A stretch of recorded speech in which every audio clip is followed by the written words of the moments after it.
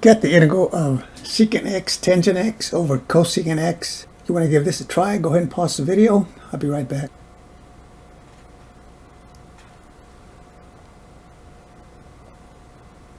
If you rewrite this one, it's pretty straightforward.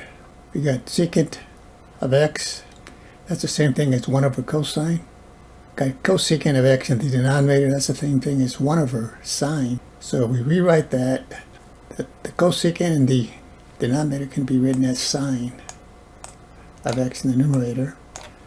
And the secant of x in the numerator can be written as cosine in the denominator. So we write the integral in this form.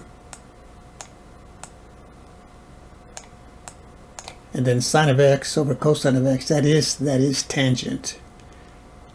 So this can be further rewritten here as tangent times tangent. That's tangent squared of x dx. And then we have the identity 1 plus tangent squared of x is equal to secant squared of x. So we can replace the tangent squared here by bringing this 1 over. We can replace it by secant squared of x minus 1. And then we can break this up into two integrals, or just leave it as one and integrate term by term. So let's just do it this way.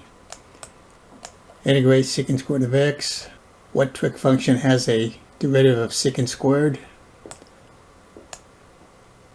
That's tangent.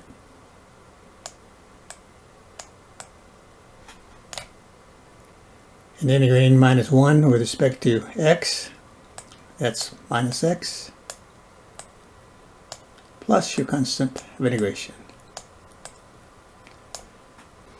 So the final answer is tangent of x minus x plus your constant of integration. Thanks for watching, and we'll see you next time.